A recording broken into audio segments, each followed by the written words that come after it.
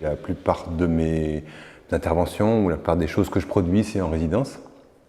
Ça m'extériorise, enfin, ça me projette dans une espèce d'ailleurs, quoi. Et quand je me déplace, en fait, je me déplace avec tout mon chez moi. Enfin, donc j'amène l'ordinateur, j'amène l'appareil photo, j'amène l'appareil pour enregistrer, j'amène les outils s'il y a besoin, mais c'est comme je déplaçais mon atelier. C'est comme ou si j'ai installé mon atelier dans le contexte qu'on me propose. Et je réponds par exemple à des appels à projets, mais parce que le contexte m'intéresse, parce que le contexte me questionne déjà ce qui me préoccupe. À Roche-Charvière, j'ai vraiment vu le site comme étant au carrefour de plein de choses. Enfin, très vite, on m'a raconté un petit peu l'histoire du site avec le théâtre et tout ça, le cinéma, l'ancienne école, un lieu d'habitation en fait pour des gens d'ici aussi.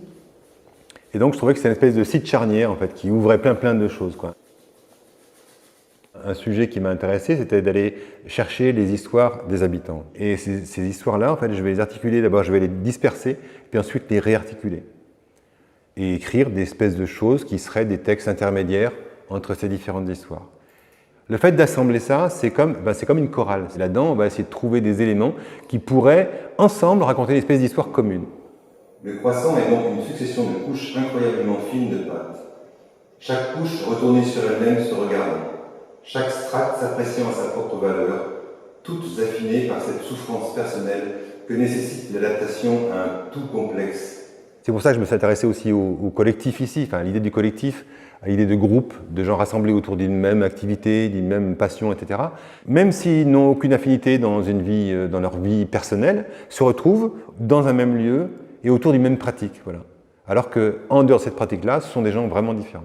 Je rentre dans mon appareil, ce que je propose à Roche-Charvière, parfois, c'est un petit détournement du récit du village qui va passer par une action avec les personnes dans l'association, une lecture avec les amateurs de livres et amis d'un libraire.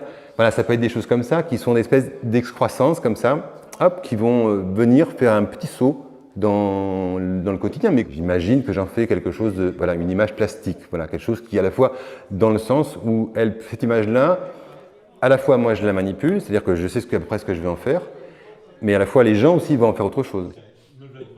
Dans le rassemblement, en fait, ce qui m'intéresse, ce sont les rituels. Et comment on se rassemble, et ce qui se passe quand on se rassemble.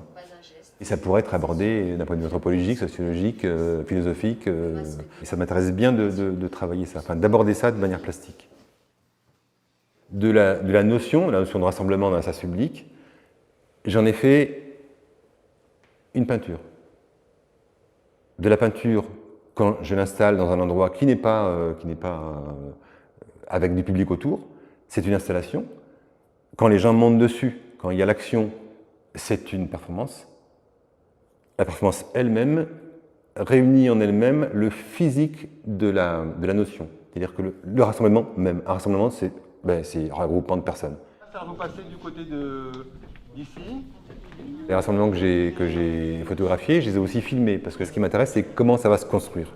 Et c'est de l'ordre du rituel, c'est qu'on se laisse faire, on s'apprivoise,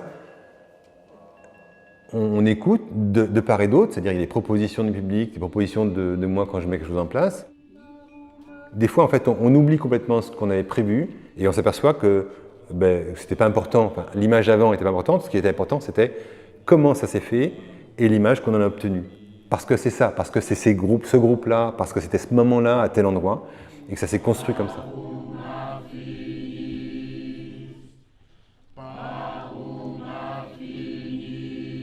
Voilà, effectivement, l'image, quand on la fige, c'est le temps, voilà, même s'il y a mise en scène, et puis on arrive, clac, clac, on prend et on n'a que l'image qu'on a prise, et on n'a que ça.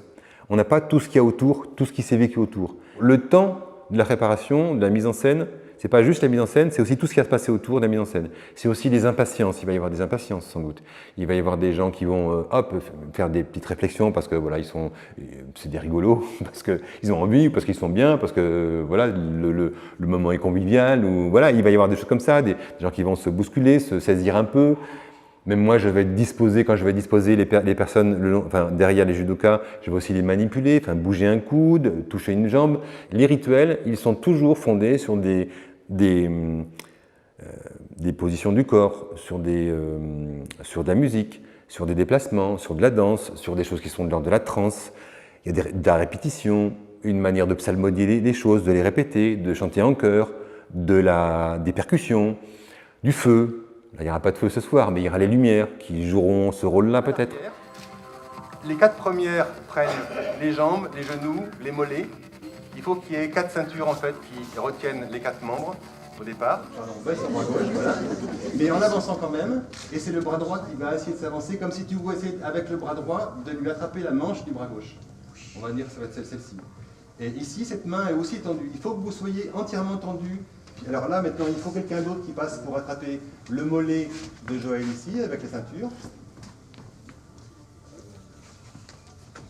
Et puis il y a quelque chose qui a un rapport avec la sociologie, voilà, à la manière dont le comportement des gens en groupe et en société, comment ça bouge, comment ça s'articule. Et tout ça, c'est juste que ça m'intéresse, quoi.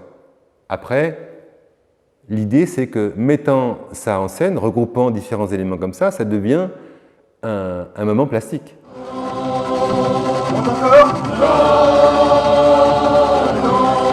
Encore plus fort.